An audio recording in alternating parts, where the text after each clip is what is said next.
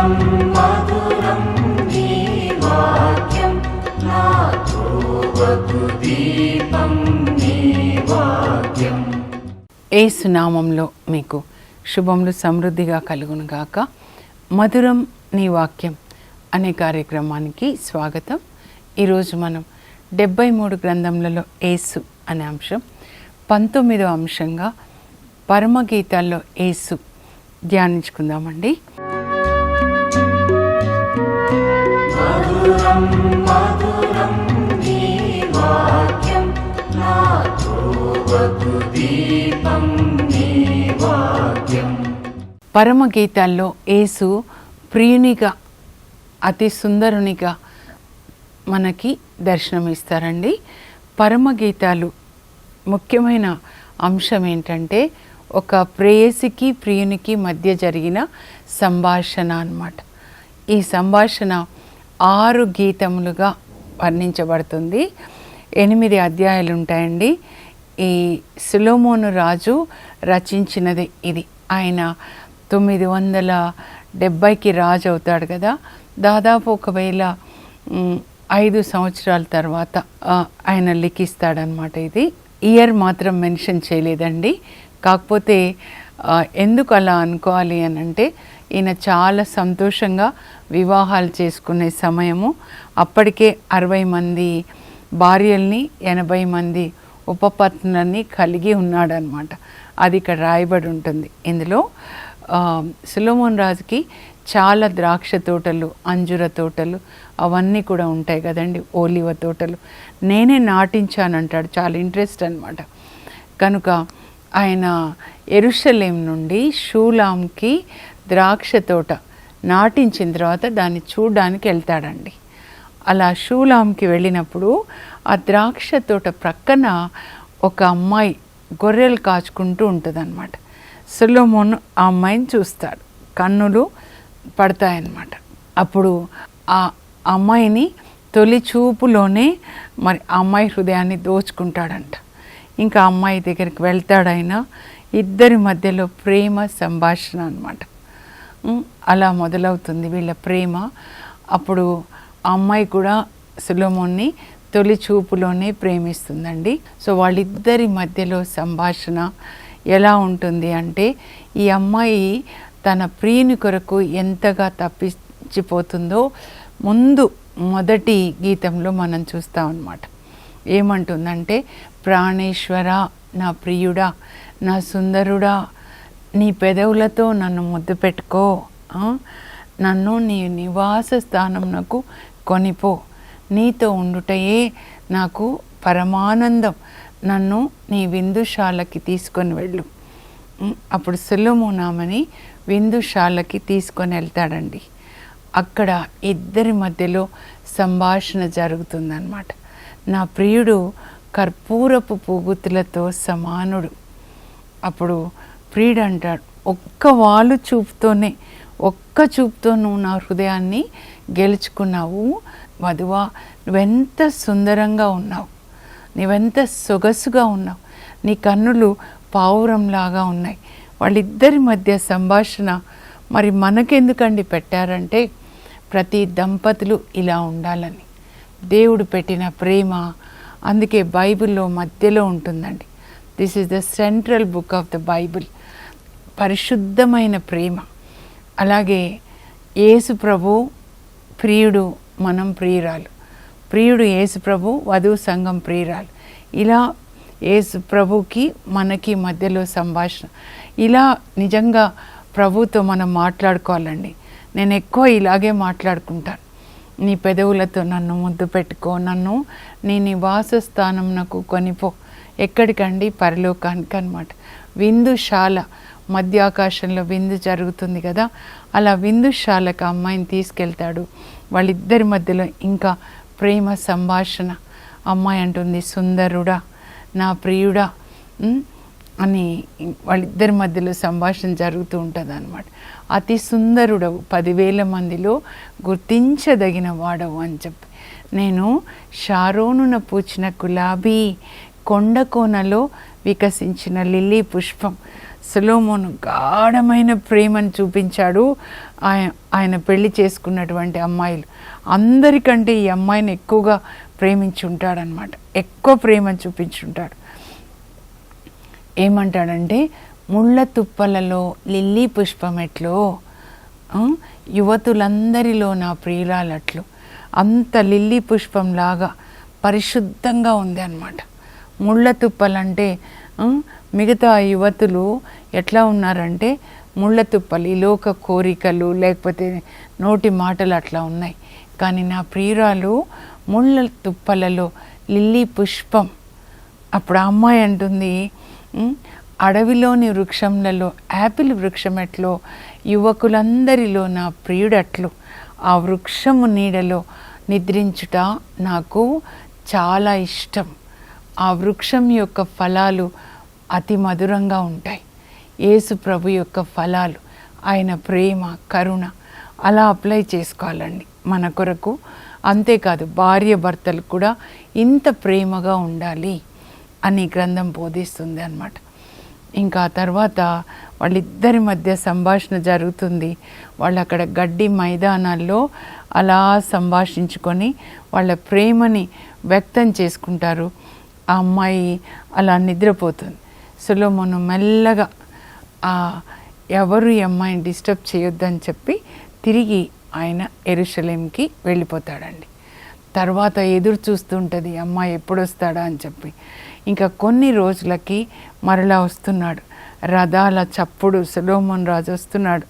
అప్పుడు ఆ అమ్మాయి అంటుంది, అదిగో నా ప్రియుని పిలుపు వినిపిస్తూ ఉంది. యేసు ప్రభు యొక్క పిలుపుని వినే అంతగా మనం పరవశం పొందాలండి. ప్రకటన గ్రంథంలో నేను ఆత్మవశుడనై ఉండగా ఆయన స్వరాన్ని విన్నాను. ఆత్మతో నింపబడినప్పుడు ఈ అమ్మాయి తన ప్రియుని స్వరం వింటుందన్నమాట.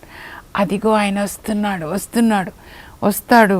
ద్రాక్ష తోటలో పని వాళ్ళతో మాట్లాడుతూ చూస్తూ ఉంటాడు. కానీ ద్రాక్ష తోట చుట్టూ కూడా మరి గోడలు ఉంటాయి. ఆ కిటికీ గంతలోంచి చూస్తాడు ప్రియురాలు ఉందా అని. అమ్మాయి గొర్రెలు కాచుకుంటూ ఆయన కోసం చూస్తూ ఉంటుంది. అక్కడ పని ముగించుకొని మరలా గబగబా ఆ అమ్మాయి దగ్గరికి వస్తాడనమాట. వచ్చి ఏమంటాడంటే, ప్రేయసి లెమ్ము, సుందరాంగి నా వెంట రమ్ము, హేమంతము గడిచిపోయింది, మధుర గీతములు ఆలాపించే సమయం వచ్చింది, వసంతకాలం వచ్చేసింది, ఇదిగో చెట్లన్నీ కూడా పూలు పూస్తూ ఉన్నాయి, నీవు నీ ప్రేమని నాకు పంచిపెట్టు. అప్పుడు ఇంకా ఏమంటాడంటే, నీవు నా పావురం, నీ కన్నులు పావురంలాగా ఉన్నాయి, కొండ బండ సందులలో దాగుకొనిన నా పావురమా. అంటే యేసు ప్రభు హృదయ గాయాల్లో మనం దాచుకోవాలి. మన దాగు చోటు ఆయన, ఈ లోకం కాదు.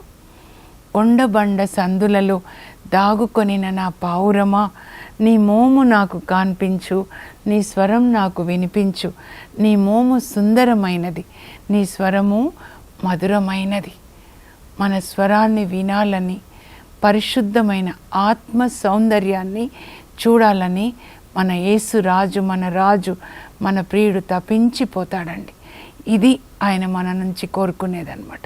సో వాళ్ళిద్దరి మధ్య సంభాషణ జరుగుతుంది.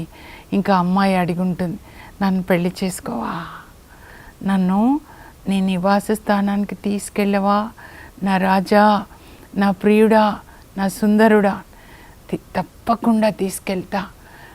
ఈసారి వచ్చినప్పుడు మా అమ్మని తీసుకొని వస్తాను, పెద్దవాళ్ళని తీసుకొని వస్తాను, నిన్ను పెళ్లి చేసుకొని పల్లకీలో యెరూషలేంకి తీసుకెళ్తా కదా, నా అంతఃపురానికి తీసుకెళ్తా, అప్పుడు ఎప్పుడూ నేను నాతోనే ఉండొచ్చు. ఇంకా తరువాత యెరూషలేం నుండి వస్తున్నారండి సొలొమోను, రాజమాత, వాళ్ళమ్మ బత్షెబ, పెద్దవాళ్ళందరూ కూడా మరి ఎంత వైభవంగా రావచ్చో వస్తూ ఉన్నారనమాట. పల్లకీలో వస్తున్నాడు. అదిగో సొలొమోను పల్లకీలో తీసుకొని వస్తున్నారు. 60 మంది సైనికులు, శ్రేష్ఠులైన సైనికులు, ఓహో ఓహో అని పాట పాడుతూ అలా షూలాంకి వస్తున్నారనమాట. అప్పుడు ఆయన ఆ పల్లకి ఎలా చేశారు, తను స్వయంగా సొలొమోను స్వయంగా తయారు చేయించుకున్న పల్లకి అది. లెబనోను కొయ్యతో దాన్ని తయారు చేశారు. యెరూషలేము దుహితలు చాలా ప్రేమగా దానికి మరి దాని లోపల ఊదారంగు వస్త్రాల్ని పరిచి మరి ఇంకా విలువైన వస్త్రాలని బంగారు దారంతో కుట్టి ఆ పల్లకి అంతా కూడా అలంకరించారు. చూడండి, అలా వస్తాడనమాట. సో ఈ అమ్మాయి పెళ్లి వస్త్రాల్ని తీసుకొని వచ్చి వాళ్ళ అత్తగారు ఇచ్చి ఉంటారు. వస్త్రాలు, తర్వాత ఆభరణాలు. మరి సొలొమోన్ రాజు కదండి, ఇంకా సొలొమోన్ రాజుకు కూడా వివాహ వస్త్రాలు ధరింపజేసిన తర్వాత, ఇదిగో యెరూషలేము దుహితలారా, చాలామంది వస్తారు అక్కడి నుంచి.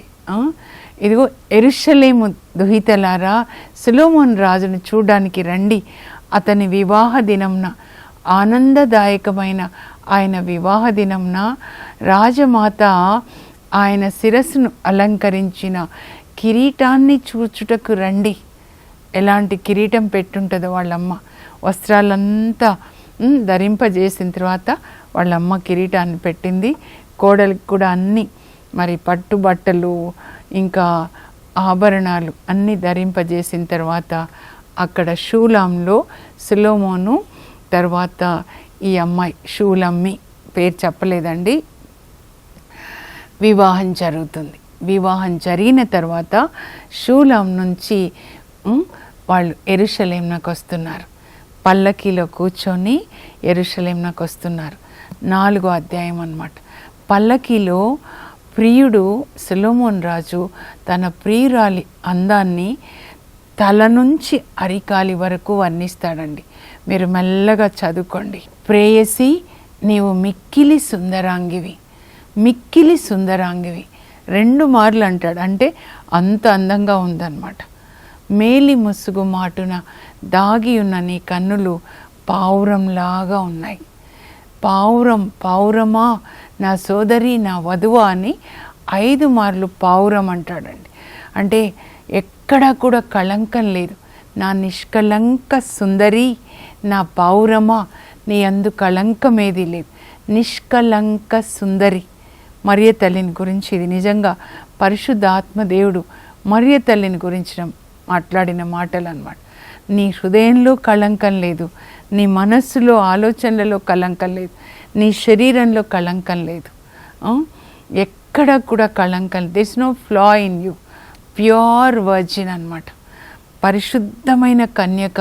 కనుకనే సొలొమోన్ రాజు ఈ అమ్మాయిని వివాహం చేసుకొని ఇప్పుడు యెరూషలేమునకు తీసుకొని వస్తున్నాడు. పల్లకీలో వాళ్ళిద్దరి మధ్యలో సంభాషణ జరుగుతుంది. నీ కన్నులు పావురంలాగా ఉన్నాయి, మేలి ముసుగు వేసుకొని, ఈ లోక మలినం చూడకుండా. నీ నాలుక క్రింద పాలు తేనెలు ఉన్నాయి. అంత మంచి మాటలు వస్తున్నాయి అన్నమాట. నా సోదరి, నా వధువు అన్యులు ప్రవేశించజాలని సొంత ఉద్యానవనం, సొంత జలధార. You are a garden locked up for me. అంటే అన్యులు ఎవ్వరు రాలేదు. అంటే ఆమె కన్యత్వం అండి. ఆమె కన్యత్వాన్ని సొంత ఉద్యానవనము అని పిలుస్తున్నాడు అనమాట. ఎవరు తాకలేదు. Her virginity is compared to a garden locked up అనమాట. కన్య పిల్లలందరూ కూడా మీరు వినాలి. అమ్మాయిలు, అబ్బాయిలు ప్రేమ ప్రేమ అని పెళ్లి చేసుకొని ఇప్పుడు అమ్మాయిని తీసుకొని వస్తున్నాడు. సొంత ఉద్యానవనం అన్నమాట. ఈ ఉద్యానవనాన్ని స్వచ్ఛమైన జలధార తడుపుతూ ఉందంటే పరిశుద్ధాత్మ. ఆమె హృదయము అన్యులు ప్రవేశించజాలని సొంత ఉద్యానవనం. అందులో జటామాంసి, మంచి మంచి మొక్కలు అన్నమాట. అంటే హృదయం నిండా ఆత్మఫలాలు, ప్రేమ, కరుణ, సహనం. ఒక నీటి బుగ్గ తడుపుతూ ఉంది ఆ తోటని. అంటే పరిశుద్ధాత్మ. పరిశుద్ధాత్మతో నింపబడిన కన్యపిల్ల. ఇప్పుడు వాళ్ళు యెరూషలేంలోకి వస్తారండి. ఇంకా స్వాగతం పలుకుతారు వాళ్ళకి, నూతన దంపతులకి. ఆ అమ్మాయిని తన పడక గదిలోనికి తీసుకొని వెళ్తాడు. అప్పుడు ఆ అమ్మాయి అంటుంది, ఉత్తర వాయువు మేల్కొనుగాక, దక్షిణ వాయువు వీచునుగాక. అంటే పరిశుద్ధ ఆత్మ గాలి అన్నమాట. వాళ్ళిద్దరూ పరిశుద్ధ ఆత్మతో నింపబడటం అన్నమాట. ఆ తర్వాత 5వ అధ్యాయం 1వ వచనంలో, నేను నా ఉద్యానవనాన నేను ప్రవేశించాను, నేను ఇక్కడ తేనెని ఆరగిస్తూ ఉన్నాను. అంటే వాళ్ళ మ్యారేజ్ కన్జ్యూమ్ అయింది అనమాట. Their marriage was consummated. ముందు ఏమైంది, డిక్లరేషన్, పెళ్ళి జరిగింది, ఇప్పుడు మ్యారేజ్ కన్జ్యూమేట్ అయిందనమాట. ఇద్దరు కూడా మరి ఒకరికొకరు సమర్పించుకున్నారు, పరిశుద్ధ ఆత్మతో నింపబడి అన్నమాట. మన ఆత్మ దేవుని ఆత్మతో ఏకమైనప్పుడు ఎక్స్టసీ అంటారు, పరవశం. ప్రకటన గ్రంథంలో యోహాన్ అంటాడు, నేను ఆత్మవశుడనైపోయాను. ఎక్స్టసీ. చాలామంది సెయింట్ ఫ్రాన్సిస్ ఆఫ్ అసిసి పునీతులు వాళ్ళ ఆత్మ దేవుని ఆత్మతో ఏకమైనప్పుడు వాళ్ళు దర్శనాల్ని చూస్తారు, ఒకటైపోతారు. ఇక్కడ వాళ్ళిద్దరూ ఏక శరీరులు అయిపోతారు అన్నమాట. ప్రేమ, ఏక ఆత్మ, ఏక మనస్సు. తర్వాత ఏమవుతుందంటే అమ్మాయికి కళ వస్తుందన్నమాట. నిద్రలో కళ వచ్చినప్పుడు ఆ కళలో ఏంటంటే సొలొమోన్ రాజు ఆమె నుంచి వేరైపోయినాడు. వేరైపోయి ఆమె అంతా వెతుకుతూ ఉంటుంది. వెతుకుతూ ఉన్నప్పుడు తర్వాత ఆయన కనిపిస్తాడనమాట. కనిపించంటే కళలోనే వచ్చేస్తాడు, వచ్చి తలుపు కొడుతూ ఉంటాడనమాట. అయ్యో నా ప్రియుడు తలుపు కొడుతున్నాడు అని చెప్పి తలుపు తీయడానికి వెళ్తుంది. వెళ్ళే లోపల ఆయన మళ్ళా వెనుదిరిగిపోయాడు. కళలో ఇదంతా జరుగుతుందన్నమాట 5వ అధ్యాయంలో. అప్పుడు ఆమె కళలోనే ఆ పట్టణం యెరూషలేములో ప్రియుని కొరకు వెతుకుతూ ఉంటుంది. అక్కడ చెలికత్తెల్ని చూస్తుంది.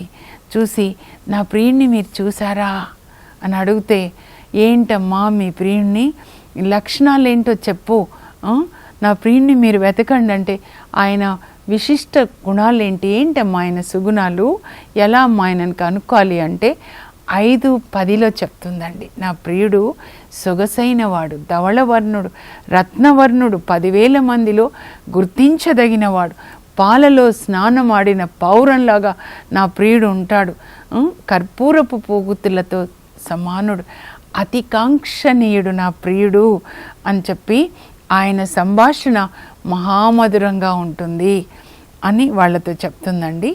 ఆ తర్వాత సొలొమోన్ రాజు వచ్చేస్తాడనమాట. వచ్చిన తర్వాత ఇప్పుడు 6వ అధ్యాయంలో మనం చూస్తే, ఇప్పుడు సొలొమోన్ రాజు వచ్చిన తర్వాత ఇంకా నువ్వు భయపడొద్దు, నేను వచ్చేసాను. ఇప్పుడు మరల సొలొమోన్ రాజు ఆ అమ్మాయి యొక్క అందాన్ని వర్ణిస్తాడండి.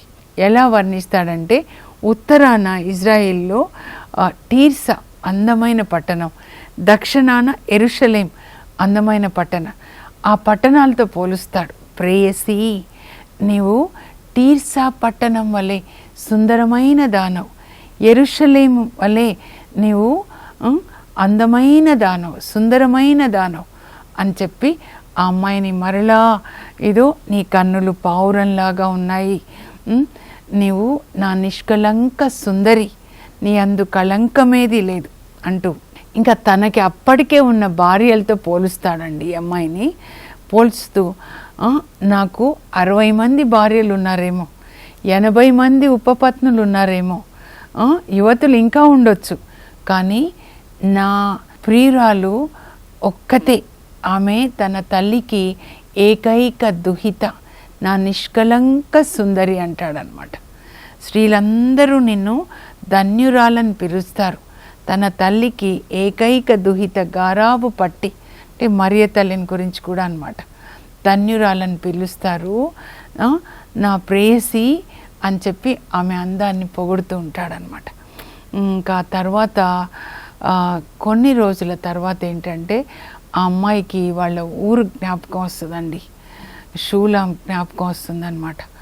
అప్పుడు భర్తతో అంటుంది, ఏమండి మనం ఒక్కసారి షూలాం వెళ్దామా, అక్కడ నా ప్రేమ మీకు కానుక పెడతాను, అక్కడ ద్రాక్ష తోటలు ఎలా ఉన్నాయో, పూబొదల నడుమ మనమిద్దరము మరలా అక్కడ సమయాన్ని గడుపుదాము, నా ప్రేమను మీకు కానుక పెడతాను. వాళ్ళు అప్పుడు కూడా ద్రాక్ష తోటల ప్రక్కన గడ్డి మైదానాల్లో పూబొదలు ఉంటాయన్నమాట. అక్కడ ఒక్కసారి మళ్ళీ వెళదామా అంటే సరే అంటాడనమాట. అప్పుడు ఇద్దరు కూడా బయలుదేరుతారు. యెరూషలేం నుండి ఇప్పుడు గొర్రెలు కాచుకునే అమ్మాయి ఇప్పుడు సొలొమోను యొక్క రాణిగా ఆమె వస్తుందన్నమాట. సొలొమోను రాజుకి రాణిగా ఆయన రథంలో ఆయన ప్రక్కన కూర్చొని వస్తుంది. అప్పుడు వాళ్ళు చూస్తారనమాట. చూస్తూ ఈ షూలాంలో ఉన్న వాళ్ళు ఏమంటారంటే, ఎవరు అలా వస్తున్నారే, ఎవరు అలా ప్రియుని మీద ఆయన హృదయం మీద ఆనుకొని వస్తుంది, ఎవరు ఈమె అని చెప్పి. అక్కడ రథంలో కూడా సొలొమోను రాజు ఎంత గాఢమైన ప్రేమని ఆయన తన భార్యలకు ఇచ్చాడనమాట. ఇది ప్రేయసి, నన్ను నీ పెదవుల మీద ముద్రగా ధరించుకో, నీ హృదయం మీద నన్ను ముద్రగా ధరించుకో. ప్రేమ ఏ జలాలు కూడా ప్రేమని ఆర్పజాలు.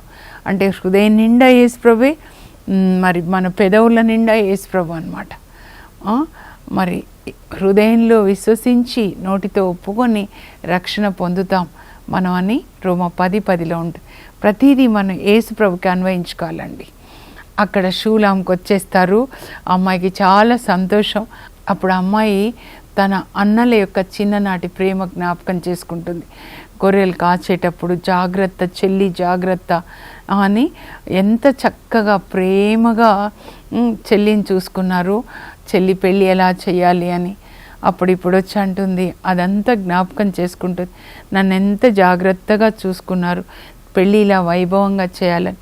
ఇప్పుడు నేనే ఒక ప్రాకారంలాగా ఉన్నాను కనుక నేనే మిమ్మల్ని ఇప్పుడు నేను చూసుకుంటానని వాళ్ళ అన్నయ్యలతో అంటుందన్నమాట.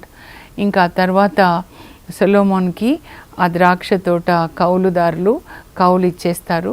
చివరికి ఈ ప్రేమ కావ్యం, ఈ ప్రణయ కావ్యం ఎలా ముగుస్తుందంటే, ప్రేయసి ప్రియులు ఒకరినొకరు పిలుచుకోవడం ద్వారా ఈ కావ్యం ముగుస్తుందన్నమాట. అయితే ఇది మన కొరకు ఎందుకు రాశారంటే, మనకి యేసుప్రభుకి మధ్య ఆయన ప్రియుడు, మనం ప్రియురాలు. ఆయన పరలోకం నుంచి వస్తారు కదా, వచ్చినప్పుడు పరిశుద్ధంగా నా నిష్కలంక సుందరి, కన్నులు పావురంలాగా, నాలుక క్రింద పాలు తేనెలు ఉన్నాయి అలా అన్నమాట. అది మనల్ని చూస్తారు. పెళ్ళి చేసుకొని తర్వాత యెరూషలేం అంటే పెళ్ళి మధ్యాకాశంలో జరుగుతుంది. తర్వాత మనల్ని పరలోకాన్ని తీసుకెళ్తాడు. మనం నిత్యము ఆయనతోనే ఉంటాం. అంతేకాకుండా ఇది భార్య భర్తల కొరకండి. భార్య భర్తలు ఇంత ప్రేమగా ఉండాలి, క్రీస్తుతో కలిసి రోజు పరిశుద్ధ ఆత్మ ప్రేమతో నింపబడి. అలాగే యవ్వనస్తులకి ఏంటంటే, మీరు ఈ అమ్మాయిని ప్రేమించాను, ఆ అమ్మాయిని ప్రేమించానంటే, సొలొమోను ముందు ఆ అమ్మాయిని వివాహం చేసుకొని తర్వాత వాళ్ళు ఏక శరీరులై, అంటే మ్యారేజ్ వాజ్ కన్జ్యూమ్డ్ అన్నమాట. Declaration first, consummation next. This is the Bible order. లేదా ద అదర్ వే రౌండ్ అంటే అది డెవిల్ ఆర్డర్ అన్నమాట. కనుక ఈ గ్రంథం మనకి ప్రేయసి ప్రియుల మధ్య, భార్య భర్తల మధ్య ప్రేమ, అంతేకాకుండా యేసు ప్రభుకి మనకి మధ్య ఉన్న ప్రేమ. పాత నిబంధనలో అయితే యావే దేవునికి ఇజ్రాయేల్ ప్రజలకి మధ్య ఉన్న ప్రేమని వ్యక్తపరుస్తుందండి. నేను కొన్ని ముఖ్య అంశాలు చదువుతాను, ఎందుకంటే ఇది బైబిల్ స్టడీ లాగా చెప్తున్నాను. మీరు ఇవి రాసుకున్న తర్వాత అప్పుడు మీరు ఈ గ్రంథాన్ని చదవండి, అప్పుడు మీకు అర్థమవుతుంది. పరమగీతంలో యేసు ప్రియునిగా దర్శనమిస్తారు. ప్రేయసి ప్రియులకు మధ్య జరిగిన ప్రేమ సంభాషణ ఈ పరమగీతం. ఇది 2 భాగములుగా వర్ణించబడినది. తొలి ప్రేమ, మలి ప్రేమ, beginning love and broadening love. ఈ ప్రేమ కావ్యము 6 గీతముల సముదాయం. మొదటి గీతం ప్రియుని ప్రేమ కొరకు తప్పిస్తున్న ప్రియురాలు. విందుశాలలో ప్రేమికులిద్దరూ వారి ప్రేమను వ్యక్తపరచుకుంటారు. రెండో గీతం వసంతకాలంలో సొలొమోన్ మరలా ద్రాక్ష తోటకొస్తాడు. ప్రేమికులిద్దరి మధ్య ప్రేమ సంభాషణ జరుగుతుంది. మూడో గీతం సొలొమోన్ వివాహం. యెరూషలేం నుండి అతడు పల్లకీలో వస్తాడు. షూలమ్మిని వివాహమాడి తనతో తీసుకెళ్తాడు. సొలొమోను పల్లకీలో షూలమ్మి అందమును వర్ణిస్తాడు. తల నుండి అరికాలి వరకు ఆమె కన్యత్వమును అన్యులు ప్రవేశింపరాని సొంత ఉద్యానవనంతో పోలుస్తాడు.